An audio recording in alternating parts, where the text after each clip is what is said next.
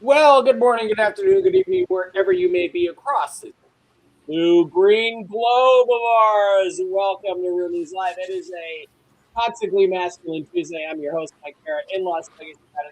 As I always am by the four horsemen of the apocalypse, or the three horsemen, because I would make the fourth, and I've already introduced myself. The usual crew, starting with the guy on my stage left, immediate right, I don't know, Dr. Brooks Agnew, somewhere in the Carolinas. Brooks, how you doing? How's the RX-7 rebuild going? I'd like to I'm doing great. The RX-7 project's coming right along. We pulled the engine and transmission back out of it today, getting it ready to go to the body shop.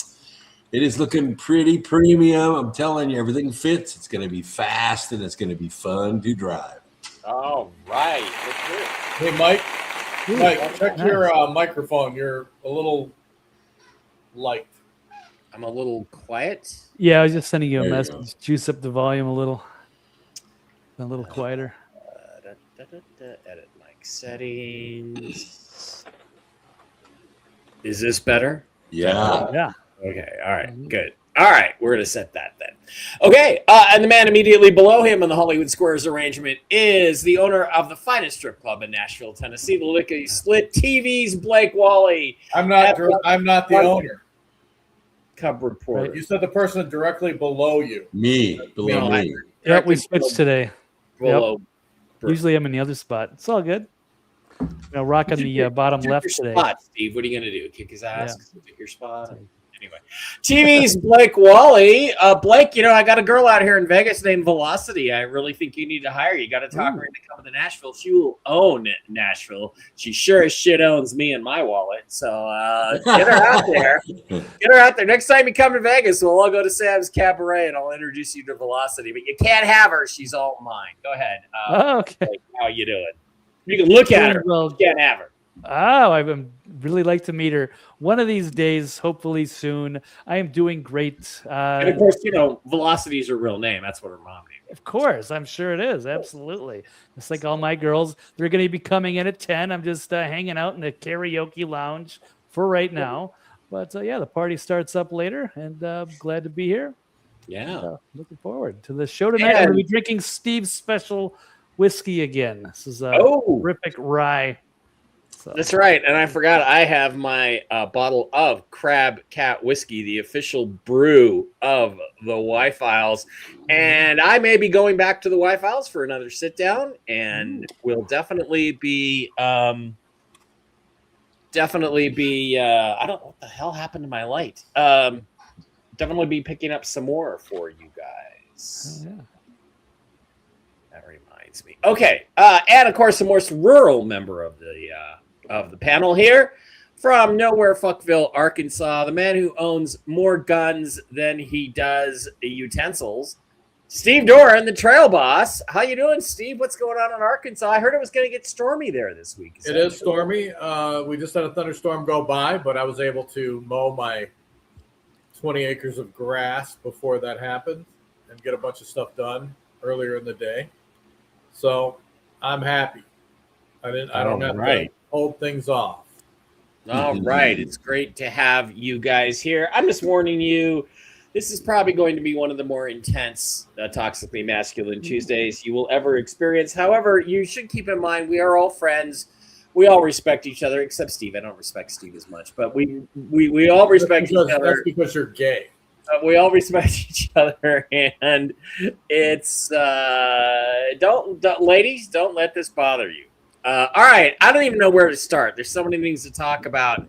But let's start with this. Lindsey Graham is dead. The warmongering, murderous senator from South Carolina met his demise this week, and wasting no time whatsoever under mysterious circumstances, the Senate has already seated his replacement, who at Donald Trump's suggestion was his sister, Darlene. Let's listen in a little bit on the proceedings as Chuck Grassley, I believe, swears her in.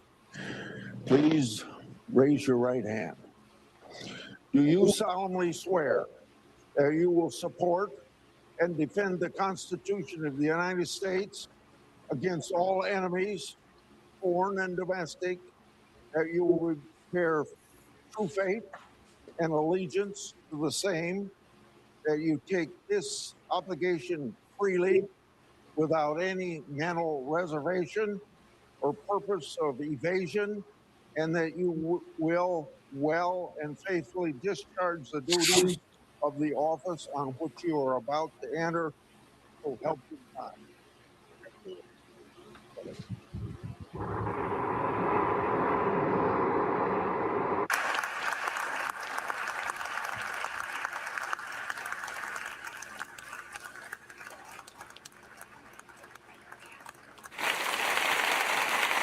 Had already applause in there.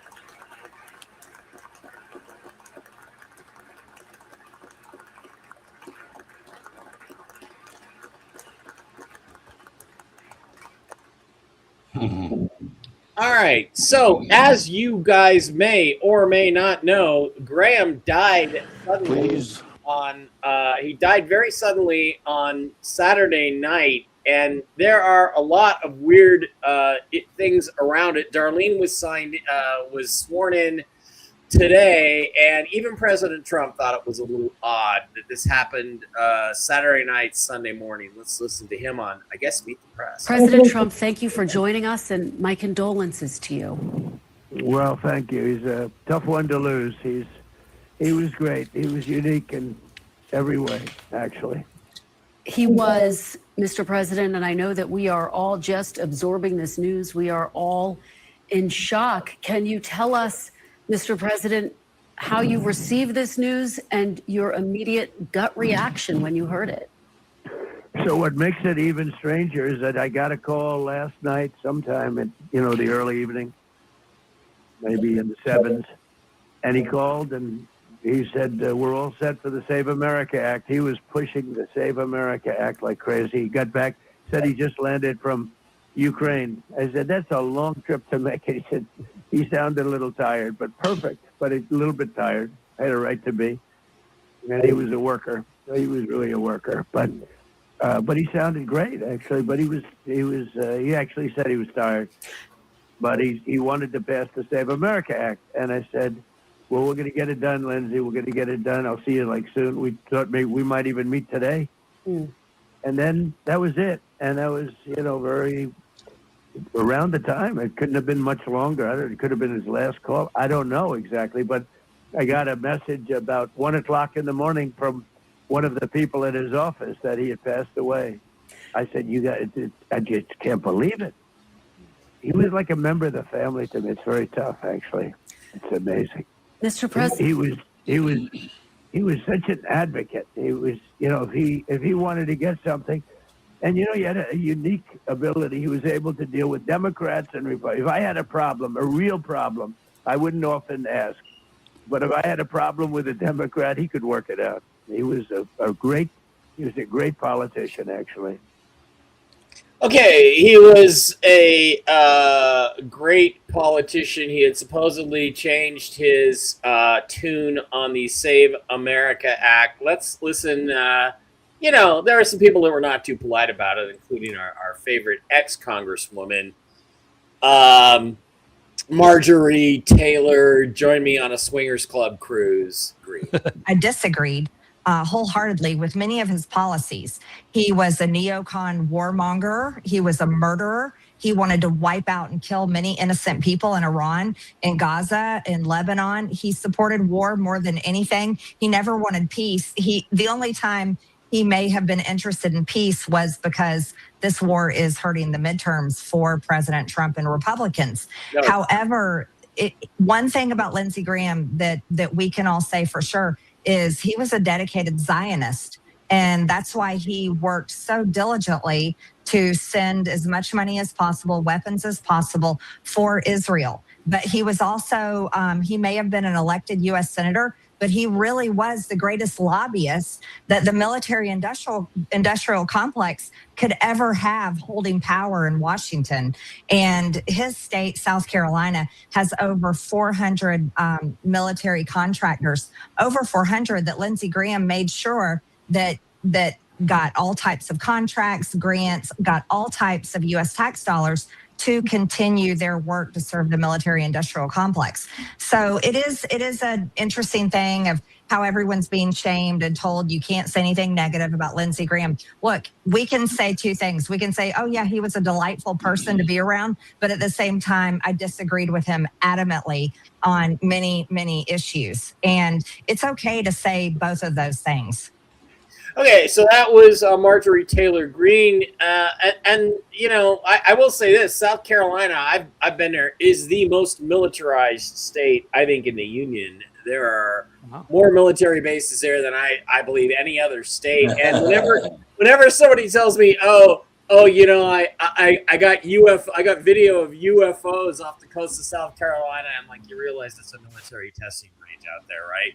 But there's issues, there's problems. He supposedly died basically an exploding heart, what they call what is it? I don't know. Exploding heart, basically. We'll talk about that in a second. But the problem is that he was in Ukraine literally the day before. I mean, he was in Ukraine. He was there. He was meeting with Zelensky at apparently at a drone factory, a drone facility where they manufacture these explosive drones that they've been using, some people say, to great effect in Russia. A lot of Russians say that's nonsense, but we don't know.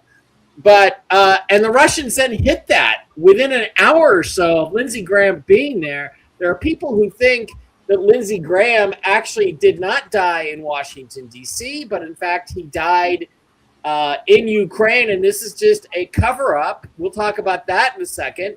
But one of the problems is some people have pointed out there's an ex-CIA agent, Larry Johnson, who says he couldn't have gotten home in time. There's no way he was home at 8:30 at night on Saturday. Let's look at that video a little bit. Get through on the timeline. If everything's normal, he arrives normally in Kyiv because you know, that's how they do it. They, in fact, the United States pre-coordinates with Russia, so they don't attack the trains. And Russia in the past has not attacked those trains. So he arrives in Kyiv, he meets with Zelensky. At some point, there's video footage of him going through this drone factory, and he's holding up one of the drones, smiling, because it's, you know, it's sort of shaped like a dildo. So that he may have had some other thoughts going through his mind with respect to the drone. But let's say, for whatever reason, it was urgent, so that he had to get back. Unless you're being medically evacuated, they're not going to bring in a military aircraft to haul you out of there on a normal visit. And so it was either he went the normal route on the train back to Poland, which is at least 10-hour ride, maybe a little longer. Then you catch a plane, and the plane coming back to the United States is at least 10 hours. Bigger headwinds could make it 11. So that's the normal route. And I'm saying if he just did a normal, this quick in and out, he still got home after the time that he supposedly died at home. So it's sort of tough to die at home when you're not at home. So we're not sure what happened. All I can tell you is the story that's been put out by the U.S. government is a lie. Okay. All right. So there's that. However, let me go back, and there were photographs of Lindsey Graham, if I can get them to load, of him being put into the ambulance. Let's go to that. And God, I hate it when they do that stupid shit. Let's go to that and add that to the stage and take a look at it. This is allegedly Lindsey Graham being taken out of Lindsey Graham's house at about 8:30 on Saturday night, I guess. These are photographs. He's strapped to a device. I forget what it's called, where they strap your arms up like this, and it performs regular CPR on your chest, and that's why his arms are up in the air. But people are saying this is Lindsey Graham. So very weird stuff. So let's try to go over this and try to make sense of it. And I guess I want to start with you, Brooks. He goes to the factory. He visits the factory. The factory is hit. Those apparently are established facts. He gets back on a timeline that doesn't make any sense unless, again, he came back on some sort of military flight, which has not been revealed at all. On a timeline that doesn't work, he's found at home. He has what are they? It's not a fibrillation. What is the name of the disease? Oh, it's called aortal dissection. Aortal dissection. Thank you. That's what I was looking for. Aortal dissection is can be hereditary. Yeah, but you have to understand that the cases that are exacerbated by vaccines since the COVID vaccine are up 10,000%. And he did get a vaccine, I guess, just last week. He got his booster, right? And 8 boosters. 8 boosters. And one of the side effects is myocarditis and a highly elevated chance of aortal dissection. Aortal dissection is where the lining of the aorta becomes inflamed and thins down. And then what happens is it tears open. Of course, the aorta is under pressure. Yeah. So what happens is it just immediately pumps arterial blood straight into your chest cavity and you die. Yeah, this what also happened to John Ritter, the actor, the Three's Company actor, in 2008. But of course, he wasn't involved with vaccines or anything like that. So we have all this stuff. We have the fact that Trump says he was changing his vote on the Save America Act and come up with a parliamentary way of getting through that.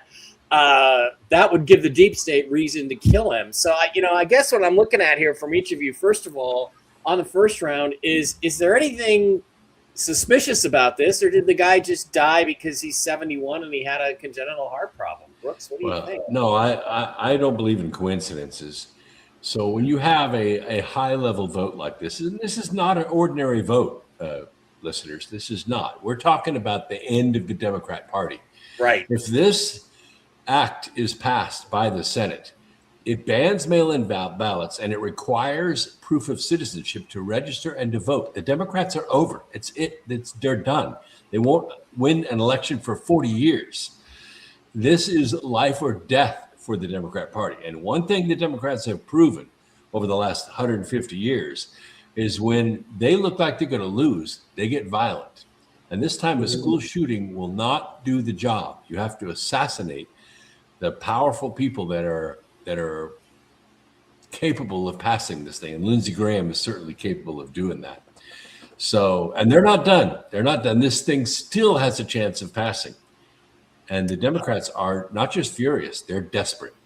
All right. So do you think, I need you to talk a little longer. Let's go to Blake. Blake, what do you think? Do you think this is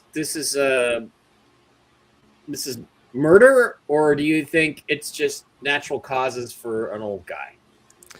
Man, it could go in any different direction. Because yes, he was 71. I think his parents died young. I actually don't know the cause of their death, but if they had a history, I think they both died when he was like 20. Heart attack.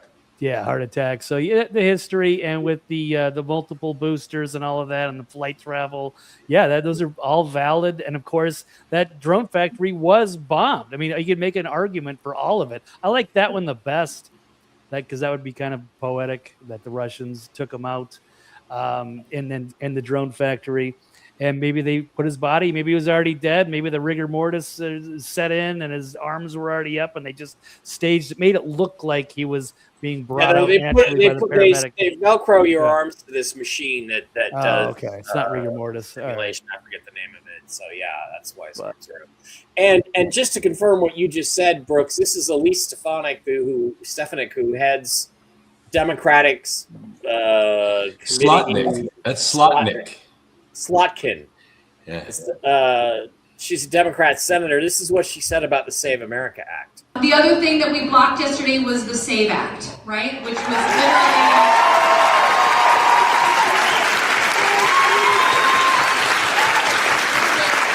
literally allow this administration to rig our democracy so that it would be hard for any Democrat in any state to win any election. And disenfranchise all married women in the meantime. So even this cunt admits that that it would be the end of the Democrat Party if the Save America Act. That seems to me, Steve, like, you look for motive, means, and opportunity. I don't know about the means or the opportunity, but that's a motive why the deep state Democrats would want to kill Lindsey Graham, isn't it? If he was going to help Trump actually push this thing through.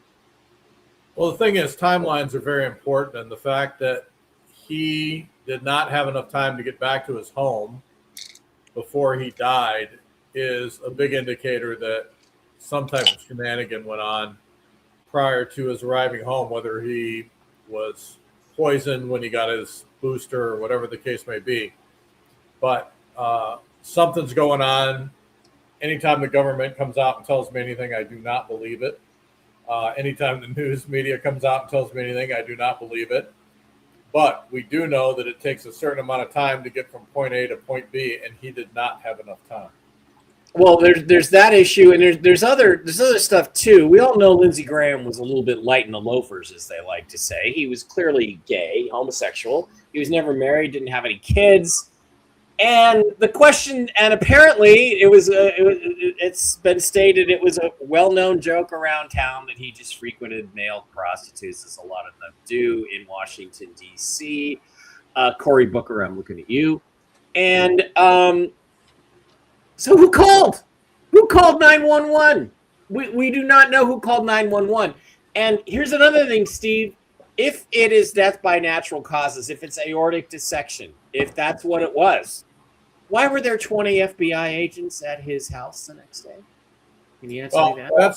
That's kind of standard procedure when anybody dies. Even when major scientists die, they immediately go over to the house and search it to make sure that there's nothing that will incriminate them. There's nothing in there that will affect. They got to tamper with the evidence.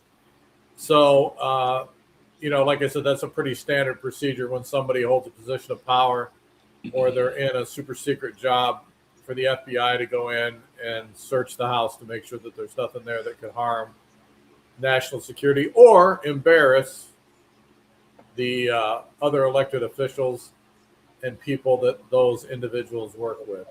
So you're saying they went through his underwear drawer? Okay. Pretty much. Somebody had to. Pretty much. It's about time. And his sister, I mean, I don't know where his sister lives, but, does she live with him? Apparently not. Apparently not. I believe she's relatively normal and married. And so I don't know what the issue is there. I mean, a lot of these guys, I'm not going to say that he had a gate. I mean, I'm not going to go there. But, I mean, he could have had a housekeeper. He could have had somebody that lived with him in the house. Here's the thing that bothers me. It's what? 3 days later. Here's the thing that bothers me. 3 days later. Why don't we know? Why don't we know? We don't know yet. At this point, who called 911 to have the ambulance? We don't know yet, but we may shortly. I mean, it just happened. So they may be releasing the tapes before long. Well, it happened Saturday night over into Sunday morning, and it's Tuesday evening. It's almost Wednesday. I get it, but I'm just saying that it takes a while for the police department to release those types of things, but they usually end up doing it. There's probably a staffer. Okay. There's a couple things. They're never going to admit that it was the jab if it was the jab, and they're never going to admit it was the Russians if it was, because then they'd have to retaliate. And they're never going to admit it was his gay lover. Yeah. Yeah. is the implication that it was the Russians? I mean, it seems to me that they could say if he got killed by the Russians, it seems to me that all we have to do is say, yeah, he was at the drone factory when it got hit, and it was coincidental that they were shooting at the same time, hit him, and it wouldn't be an act of war. It would be just he was in the wrong place at the wrong time in a dangerous country.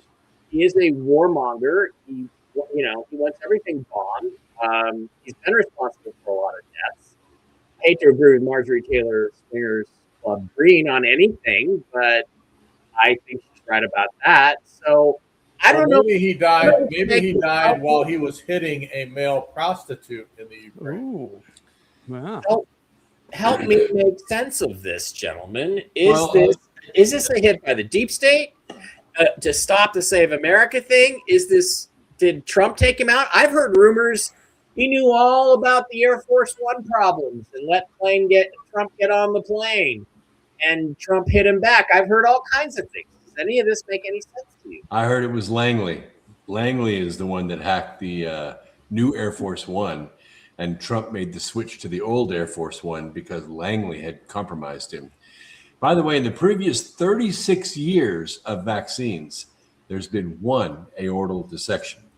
Since the jab, there's been 294 just from the jab. Wow, that is okay. That is kind of unusual. Somebody knew of that vulnerability. So, well, that's why I would never accept a plane from a foreign government ever anyway. Wait till the toxicology report comes out. If he's got speed in his system, trying to stay awake or something like that, that's probably what killed him. Probably what killed him. So all right, let's go around the horn and Lindsey Graham.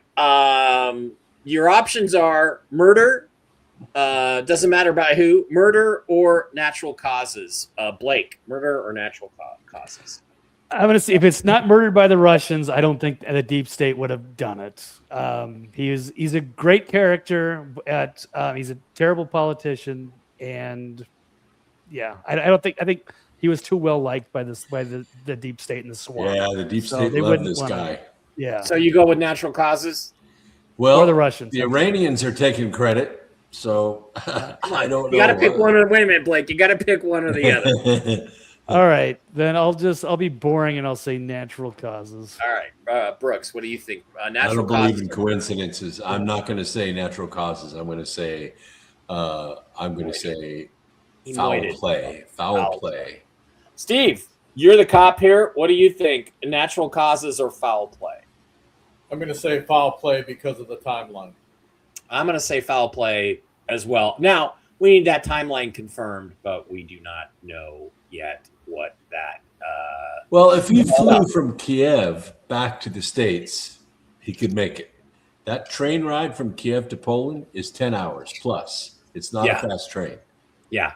So we don't know that. We don't know that for a fact. And we have another dead senator we're going to talk about in a minute. But right now, what we have is President Trump was meeting with the Prime Minister of Iraq today. Yes, it's about fucking time you met with him. And, of course, unfortunately, what we didn't get was we got no news on anything to do where there's a bunch of financial stuff going on. But as usual, and by the way, guys, please don't forget to like, subscribe, Rumble Rant, and Super Chat so I can buy these guys their Crab Cat whiskey.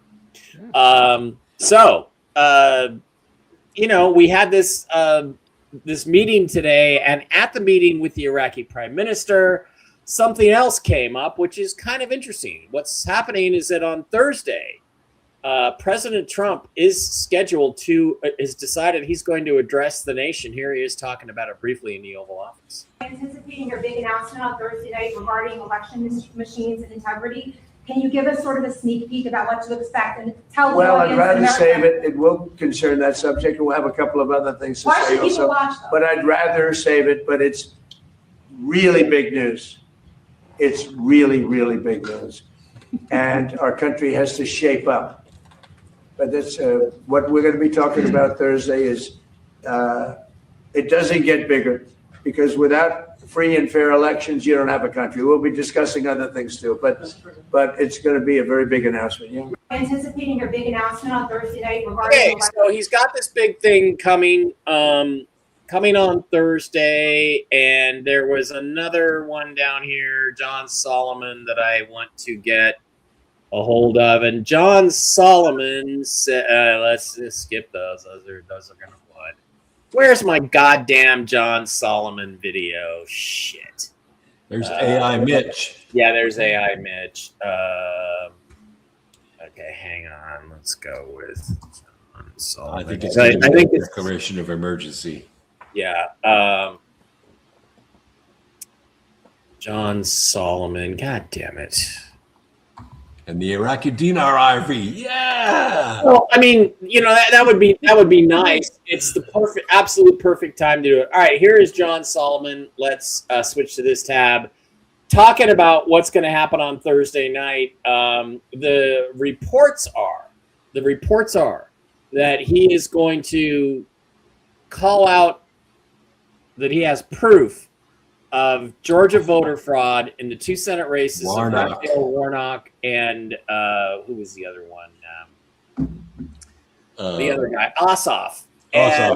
They are both illegitimate senators, which is interesting because it goes back to the previous issue, Brooks. If they were both declared not valid senators somehow, some way, and I don't know how that works. I'll ask you that question after we get done with this video.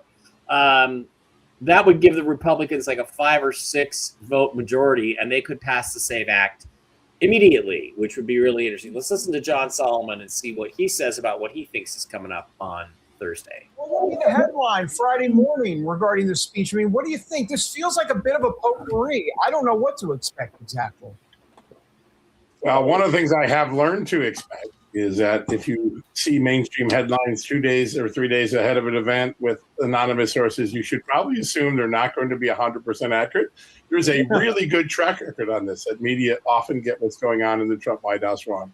I am aware what the president's going to talk about. I can't talk about it yet. We'll have to, in a White House job temporarily. And so let's wait and see what the president does. I will say I've seen several stories written in the last 12 hours, some mentioning me by name. And I can tell you that many, many things in those stories are wrong. And that's just been the dynamic of the Trump presidency. The mainstream media can't get in. They're not trusted by the White House. And then they write stories that, when compared to what ultimately happens or the facts, get debunked. That's Russia collusion, Hunter Biden, and quite frankly, almost everything that happens day in and day out in this Trump White House. So I'd encourage people to tune in. I think when the president picks a primetime news conference, it means he has something very important to talk about. And I don't think he'll fail to deliver that. I think he'll deliver something really important to the American people.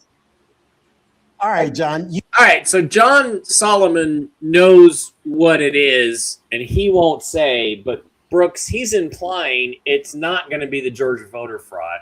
At least that's not going to be the main story. Any other wild guesses on what this might be? And by the way, thank you, Laura, and thank you, Lee Harris. Appreciate that. I think it's going to be a declaration. And Deb.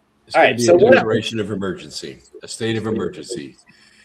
President Trump is going to put a state of emergency on the Save America Act.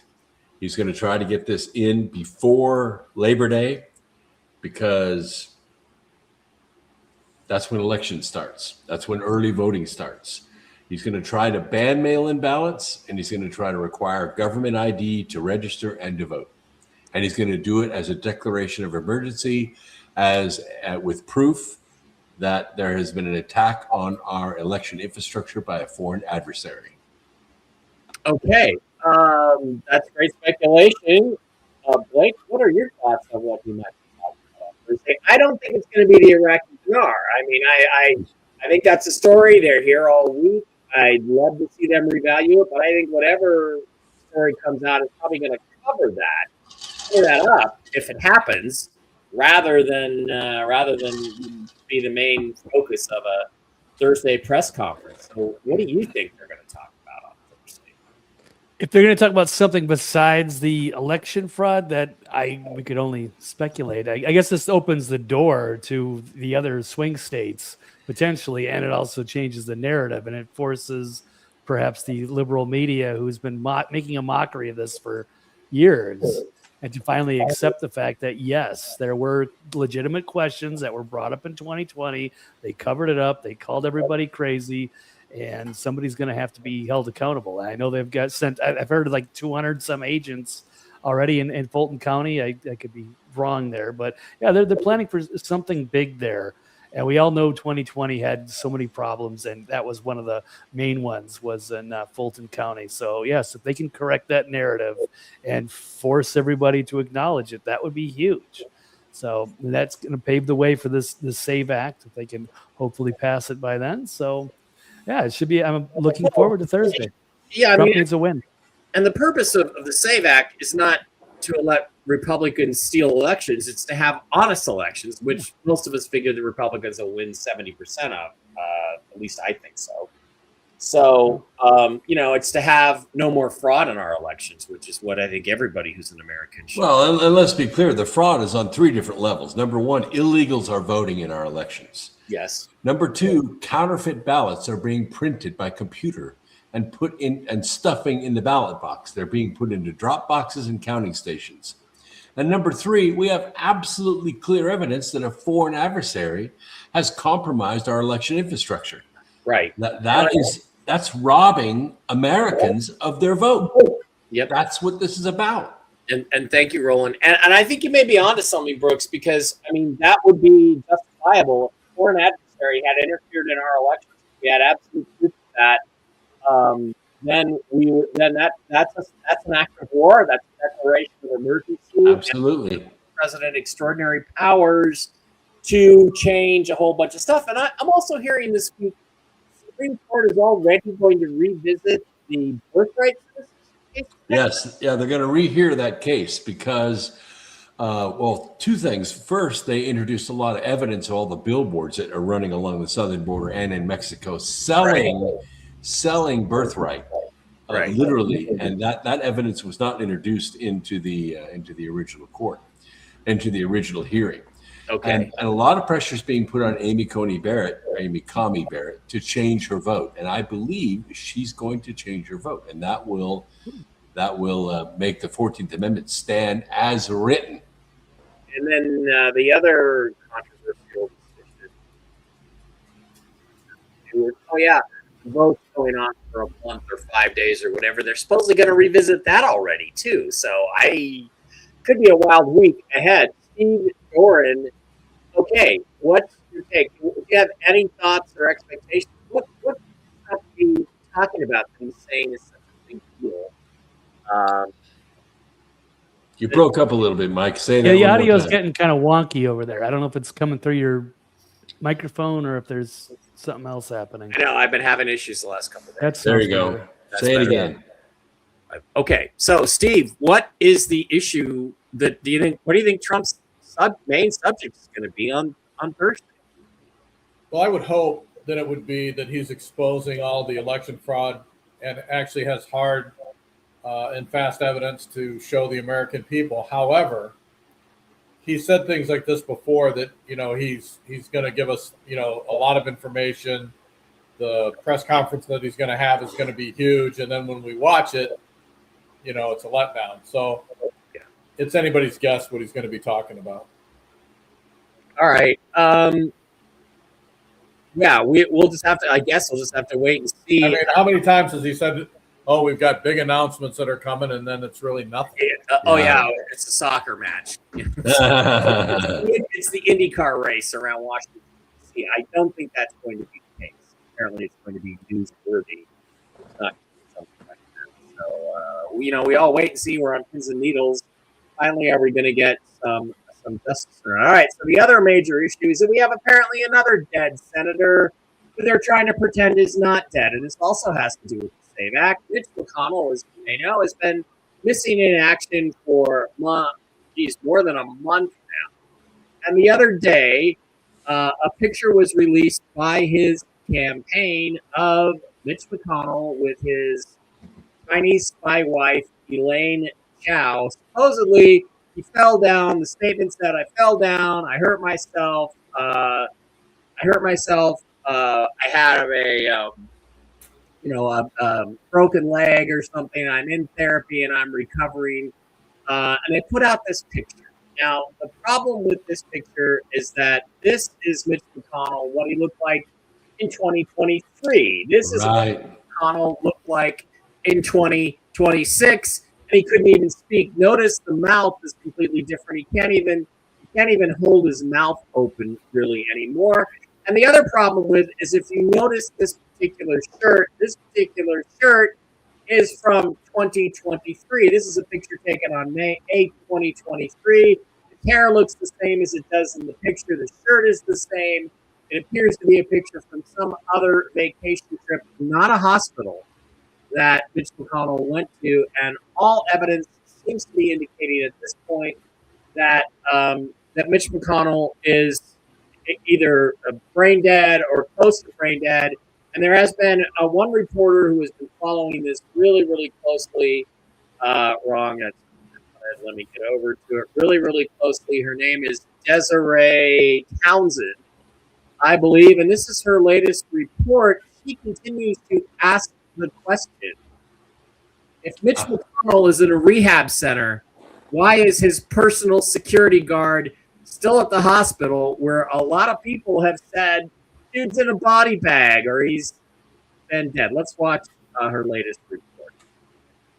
Desiree Townsend here again outside of George Washington University Hospital for day 31 of the medical miracle, Mitch McConnell. His Capitol Police Park outside of the hospital here. And in fact, we have a heavy presence of Secret Service here today as well. So I'm unsure if that's Senator McConnell. Would be odd to have Secret Service, but you never know.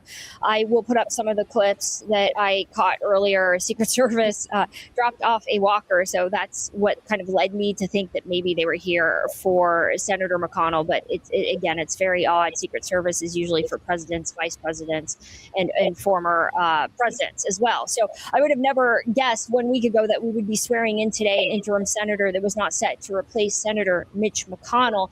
I'll say it again. This guy is a miracle, such a miracle, in fact, that he survived the impossible based upon EMS dispatch audio. So you may remember the audio, which documented multiple back and forth calls with EMS crews and paramedics in dispatch responding to an unconscious person.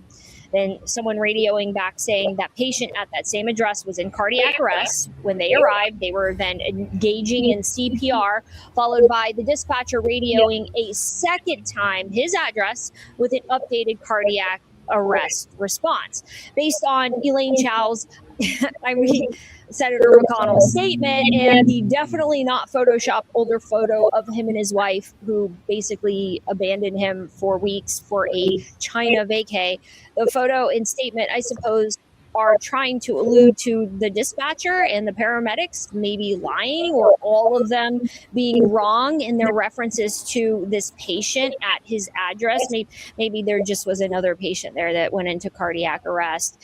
But the truth of the matter is he's clearly still here after 31 days in rehabilitation. Obviously, because rehabilitation for being found unconscious without a concussion, broken bones, or a heart attack normally takes over a month to recover from. And boy, do senators have great taxpayer-funded insurance. I bet his constituents back in Kentucky wish they could give their 84-year-old parents 31 days of inpatient rehab at a hospital like George Washington University for a minor fall. Nonetheless, the question now is, what is he rehabbing for? He was rolled around Capitol Hill in a wheelchair, and based on the definitely not AI photo he released, his training should be complete. He's ready to hit the Senate floors in that wheelchair, this time with a seatbelt, so he doesn't fall down again. Okay, so basically she's calling out the bullshit here. And again, it's also been noted that if you look at the photo, the details, it's got everything wrong. The helmet logo is not the New York Yankees logo. The words on the page are not real words. This is 100% an AI-generated photograph. So you have somebody perpetrating a fraud on the American people that this guy is conscious, cognizant, aware of his surroundings. The reality is he's clearly not. He's clearly at the very least brain damaged. He's probably brain dead. And I'm going to look for my best picture of him being brain dead. I think we saw that last week, actually. Look, excuse me. He's gone. Today I posted the real photo of Mitch McConnell on my my X account. Yes. And he was there visiting with Elvis. So Yeah. Oh, want to see the real photo? Go to my X account. Mitch and Elvis are having a great conversation with his wife. Well, yeah, there's Mitch and Elvis, and I mean, even his fellow congressmen are calling shenanigans on this. Let's listen a little bit to Tim Burchett talk about it. Just days after McConnell went to the hospital, his wife, Elaine Chao, flew to China to meet with the Chinese vice president. Congressman, great to see you. What do you think is going on here? I think her ties to China have been suspect for a long time in the transportation world, and serving on transportation, that always raised an eyebrow for me. But nothing happens in this town by accident. Of course, I'm in Tennessee. Things happen.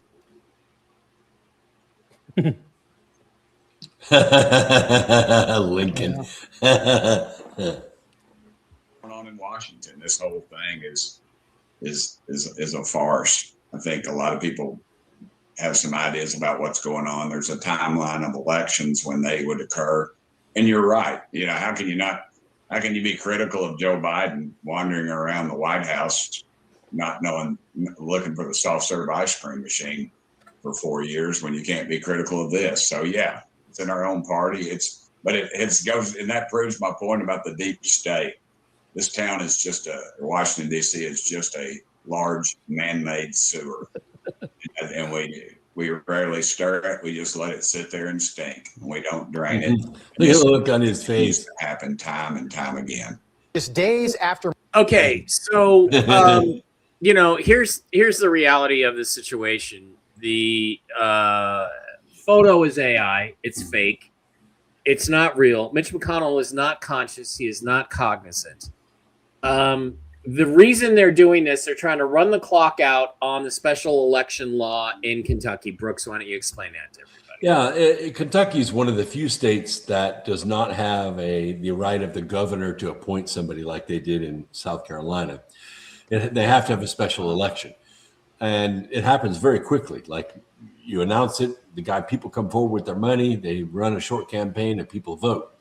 But they don't want to do that, because what they want to do is keep the Senate light one senator in Mitch McConnell. They want to keep it light one senator. If they can wait till after Labor Day, then you're in the regular election season. You can't have a special election when the regular election is going on. So that keeps that seat vacant all the way to freaking February. And that's what they want. Well, the main thing is, it doesn't allow you then to have a vote on the Save America Act. That's right. Can't have a vote. And I guarantee you, if there's a special runoff election, Blake, I hate to blow your fantasies here. Thomas Massey has no fucking prayer of winning that seat. It's going to be won by a MAGA Republican endorsed by Donald Trump, who is going to vote for the Save America Act. Mitch McConnell's been blockading it. So that's why they're doing this, is to keep the Save America Act from being pushed through. What could be done about this? Why doesn't Trump, if I was Donald Trump, I'd say, well, it's great to hear that my friend Mitch McConnell's in such great shape. He just had a small minor fall. I'm going to go visit him right now at the hospital. There you go. That's it right there. Why don't you just go? Why doesn't he just go? What do you think's going on? Why isn't Trump calling this bluff? Oh, on me. Well, I would say I'll disagree on one thing. Massey, if he did get it, you would vote for the SAVE Act. I absolutely believe that. He might not get reelected, but it would be fun to watch like the Israel lobby freak out and spend tens of millions of dollars again to make sure they didn't get elected. I don't know. Or to spread fake AI stuff about him having an affair with AOC. They put out like fake ads. Massey basically voted against Trump on every major issue, no matter what it was for the last 2 years. He found a reason to. Reason to vote against it. Yeah, he voted against all the pork and all the crap that they threw in all those bills. But if you gave him a clean SAVE Act, he would absolutely sign up on that. Unless they put like the NDAA thing and they try to, or some other BS where they try to give money to other countries, then he would decline it. And then they would call him a grandstander. He can't win. But no, it's still interesting to see, and it's wild to watch them. They've made two big. They've gone out twice for Mitch McConnell, once with all the 20-minute phone call BS, and then they put out this ridiculous picture where he's like, why would he be in a hospital bed, like wearing jeans? Not that he'd be in a gown, but at least something comfortable like sweatpants. I mean, there's a lot of giveaways, including obviously the picture. The AI cannot seem to replicate language very well on those papers. But but now it's all exposed. Everybody knows it, and they're playing this game. I think it's till August 3rd that they're going to try to get away with this if they can, but there's so much attention on it. They're going to have to respond, and I think he is probably brain dead at the very least. So, problem on their hands. Steve, any thoughts on? I mean, it seems to me that somebody's bluff's got to be called here, because this is just not right. That the seat is held open for this guy who's effectively brain dead. Obviously, it's clear that if he is alive, that it's just machinery keeping him alive. The big issue here is that the Republicans, once again, have disappointed the American people by not demanding that someone go in and check on him. It's a national security situation. They can send the FBI in to check on him to make sure that all of these claims are legitimate. The president could go visit him in the hospital. Why he's not doing it is anybody's guess. Why he has not prosecuted all of the people that have committed crimes against the United States citizens is, again, anybody's guess. So, when he first took office, I would have said, he's going to do something about it. He's going to move and make the right decision and bring out the truth. But, over the last 2 years, he's shown us that that's not the case. That, there are certain things that he moves forward on, and there are other things that he totally ignores and then pretends like they didn't happen and that there's no evidence there to move forward on it. We all know that that's bullshit. So whether they're threatening his family, whatever, I don't know what it is, but he's not the guy that we thought we elected, and he's not going to do a damn thing about it. Does anybody, and you were right, I think it was you, Blake, who said that there were 300 FBI agents who descended this week on Fulton County, Georgia. That is true. I just read that in I was going to say 200. 300 sources. So apparently it's 300. Wow. Do any of you guys? Okay, so we got major issues here. We got who killed Lindsey Graham, or how did he die? We have the missing invisible senator who's obviously brain dead or not capable of performing his office, who needs to be removed. And we've got Trump's big announcement on Thursday. Does anybody think something really significant is going to happen between now and Thursday, like the voter fraud, or something's going to break? Steve, I'll start with you. What do you think? I don't believe so. I like I said, I don't even have much hope that there's going to be big breaking news on Thursday. Like I said, he said it before. He's told us that, during the State of the Union address, he's going to bring out all these different things, and never happens. So, again, I just hold my breath, or I don't hold my breath, because I don't want to turn blue and die.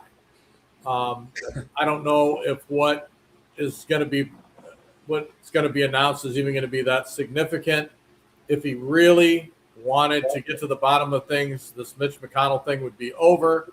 He would send people in or go in himself, which he has every right to do. He's the president of the United States. He can go visit any elected official he wants. Wherever he wants, wherever he wants. They can't keep him out. We clearly know that McConnell's wife is a spy. Yep. And I mean, we know she's a spy, yet we let her come and go, back and forth in this country, giving information to our enemies. Why aren't they pulling her passport? Why aren't they saying, hey, you're not allowed back in this country? You're a spy. Why did they let her leave in the first place? They knew she was getting on a plane. Why did they let her leave? To go back and get orders from her Chinese masters? I don't get it. Give her Chinese masters information. Like I said, the whole thing is, like I said, our government, the only way that any of this is going to be corrected is to get rid of everybody and start over. I agree. I'm telling you, there's no fixing it. There's absolutely no fixing it. No. It's called Nasara. Yeah. By the way, guys, if you don't if you don't want to contribute or can't contribute to the show, that's fine. At least like the video on whatever platform you're watching. Like it so we get more circulation. That would be great. Blake, your thoughts. Any hope that we're going to have some significant? Let me give you choices. Are we going to get Mitch McConnell exposed as dead or brain dead this week? Are we going to get some evidence that Lindsey Graham was murdered this week? Are we going to get a revaluation of the Iraqi dinar this week? Are we going to get a peace deal, a peace in Iran finally? Is the Iran war going to end? Are we going to get an announcement on UFOs? Or are we going to finally get voter fraud exposed on Thursday to the point that people actually get arrested? Are any one of those 6 things going to happen this week by Thursday or Friday? By Friday. I guess they're all technically plausible, but I'm going to say no to all of them except for the last one. It's possible. I know the burden of proof is on them to make something, but I think as we get closer to the midterms, they've got to come up with something. Yeah, something with the voting. And if they've got 300 federal agents, they have to have. I would assume they have to have something, and they have to throw this in the media's face, and they have to set up the SAVE Act for a good, legitimate reason that we need it, and that would be the way to sell it. 300 agents into Georgia for voter fraud, but they can't arrest one elected official or any of these dirty bastards who stole trillions of dollars from the American people, who raped children. They can't send any federal agents for that. But they got 300 agents they can send into Georgia. I mean, that's what I'm saying. This stuff is so lopsided. It's just ridiculous. It makes me sick. Yeah. Brooks, any of those 6 things going to happen this week, in your opinion? Tulsi Gabbard went to Fulton County to kick this whole thing off with the DHS. Now the FBI is in there. I don't think the FBI is in there to arrest people. I think the FBI is in there to cover up evidence, intimidate witnesses, and make sure nothing happens. That's why the FBI is in Fulton County. They are not there to investigate voter fraud. They're there to make sure that Warnock and Ossoff stay in office and that Trump is discredited in any way that they can do it. That's why the FBI is there. You mark my words. That's exactly what's happening. Steve's right. Not a damn thing is going to happen in Georgia. However, I do think on the Iran front, what is going to happen is a coalition of Middle East states, Oman, Kuwait, Saudi Arabia, they're all going to be given permission by the United States to attack the IRGC. It is going to be a multinational beatdown coalition that the IRGC is not going to recover from. It's not going to be led by the United States. It's going to be approved by the United States. Probably led by the Saudis. Yeah, who I think will be in charge of Iran. I think that's what Thursday's announcement is about. That's why Iraq was in the White House today. They're already pulling military out of Iraq because they don't need it there anymore. They've got a totally good relationship with Iraq.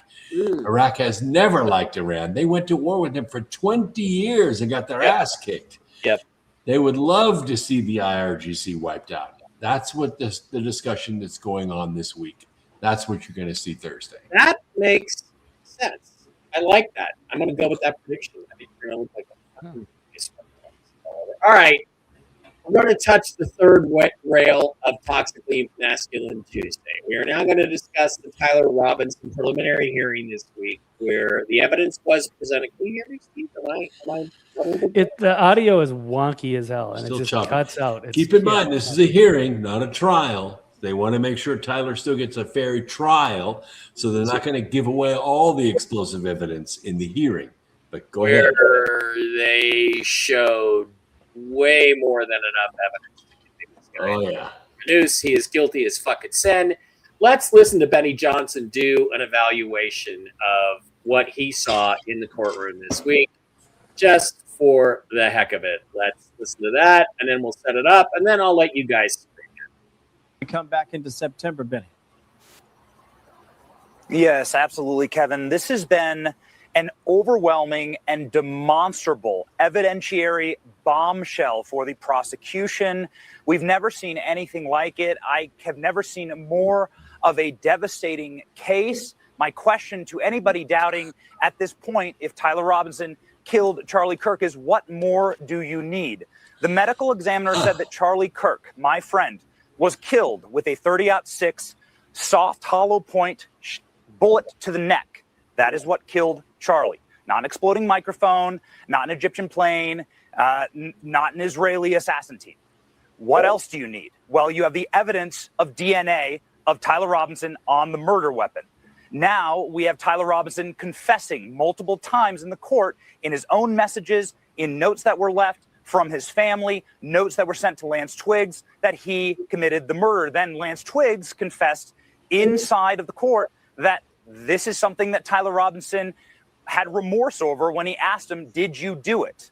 Lance Twiggs then said all of the messages from Tyler Robinson were authentic and that he sent them. His parents turned him in, and he confessed again to law enforcement. Today, we saw high definition footage of Tyler Robinson stalking Charlie Kirk around the campus, a campus he didn't attend, following him in 4 separate visits, scaling the rooftop, and then getting into a sniper-prone position at 12:22 p.m. Then he took the shot at 12:23 p.m. And the courtroom gasped when we saw that extended footage today that was specially shown to the victim's family. So this is a case that needs to be brought swiftly. I come with a message. We have a constitutional right to a speedy trial in this nation. We should give that right to the Kirk family, who has already been visited an enormous amount of harassment and attacks, and we must get justice in this trial swiftly. Candace Owens is going to be in a lot bigger trouble than Alex Jones. Let me just, by the way, drop that mic. The case is overwhelming, guys. I don't know what you're even thinking about if you're saying he didn't shoot this guy. They have video of him going in. They have his car. They have his car. They have his car coming in. They have his car coming in. They have his cell phone data. If his cell phone data proved he wasn't there, then why didn't the defense introduce the cell phone data? The prosecution had to do it. I didn't say he wasn't there. I said he's a patsy. He did not fire the shot. Charlie was not killed by a .30-06 round. Anybody that knows any fucking thing about ballistics knows that Charlie's head would have came just about clean fucking off, soft point or not. I'm sick and tired of hearing it. It's been recreated hundreds of fucking times. Hundreds of fucking times. On real people. Blown almost real clean people. off. There's not some little hole on and some little thing stop. Real people, Steve, are on globs of gel. You know more about this than me, but globs of gel are not real people. They are globs of gel. You cannot recreate it unless you want to shoot a real one of the person. softest body parts there is. There's nothing to stop the round. Once it expands, it's going to blow out the back. Well, okay. It doesn't matter if it's gel or not. There was a great case. Charlie was not killed with a .30-06 soft point round. Didn't fucking happen. Never fucking happened. This guy's being set up just like Lee Harvey Oswald. The overwhelming evidence. By the way, Lee Harvey Oswald did it too. Lee Harvey Oswald never fired a fucking shot, pal. Oswald never fired a fucking shot. I guarantee you that. If you think that, you're fucking delusional. Oswald never fired one fucking round. Lee Harvey Oswald did this guy. He never fired a round from the. He didn't fire shit. He fired 3 shots. You believe in the magic bullet fucking theory, Jack. Yeah, it's not a magic bullet. Yes, you do. You know the bullet went through. You don't even know how a fucking bullet operates when it hits a fucking body. Well, okay, I know what all the experts don't. You have no fucking clue. Yeah, it goes through your soft tissue and tumbles and tears into the fact that there's overwhelming evidence, that's another indicator. That's another fucking indicator. When they have all this overwhelming evidence, it's a fucking setup, because in any other situation, they would not have the amount of evidence that they have in this. They got more evidence on this Charlie Kirk thing than they do on the assassination of the president of the fucking United States. It's bullshit. Okay. All right. Let's take a look at Tyler Robinson's actual text message to his butt boy boyfriend. Let's look at those. I don't care anything about text. Oh, I do. I do because I can send text messages for you all this day guy is long. guilty. Let's read what he said to his butt fuck lover. Okay, let's read it, Steve. Let's go through it. Let's Because read it. I want to bring you back to Let's sanity. read a fake fucking text message. There's pictures. They read all the messages in court, and the butt buddy verified these were his real messages. He says he wasn't sitting there watching him make the message, was he? He just received them. He wasn't sitting there watching him send the text, was he? We have video. They have video, surveillance camera video, and photographs of him texting somebody. Why did they destroy And the if it's scene, his Mike? phone, Mike, which why they did they verified- destroy the crime scene? Tell me why they destroyed the crime scene. Tell me why they destroyed the Dairy Queen. Tell me why they did. Tell me why they destroyed it before they even had a chance to really go over it. What's the very first thing you do in law enforcement? You protect the fucking crime scene. You protect the fucking crime scene. They didn't protect it. They fucking destroyed it. Tyler Robinson says, drop what you're doing. Look under my keyboard. Butt buddy. What? You're joking, right? Robinson says, fuck, I tried to delete that. I'm still okay, my love, but I'm stuck in Orem for a little while longer. That's the town nearby. Can be long until I can come home. I gotta grab my rifle still. To be honest, I had hoped to keep this secret until I died of old age. I'm sorry to involve you. Twigs, butt buddy, you weren't the one who did it, right? Robinson, I am. I'm sorry. I thought they caught the person. Robinson, no, they grabbed some crazy old dude that interrogated someone in similar clothing. I had planned to grab my rifle from my drop point shortly after. Most of that, by the way, this is all on tape if I'm doing this. But most of that side of town got locked down. It's quiet, almost enough to get out, but there's one vehicle lingering. Why? Why did you do it? Yeah, I had enough of this hatred.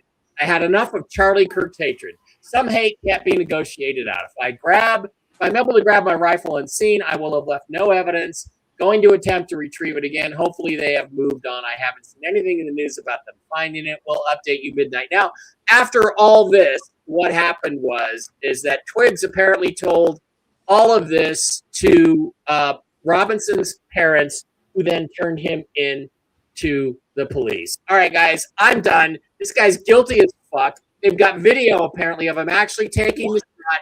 You guys have your say, and then the show will be over. Go right ahead. I didn't know there was any pictures of him actually holding the rifle. There in isn't. a prone position.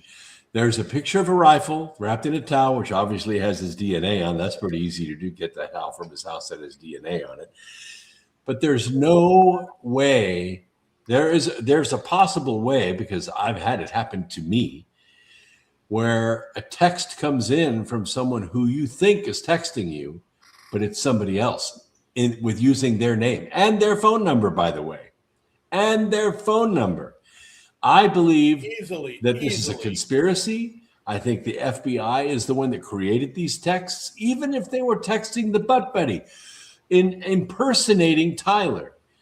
I don't think there are any pictures with Tyler holding that weapon, shooting that weapon, and prone with that weapon. And I agree with Steve.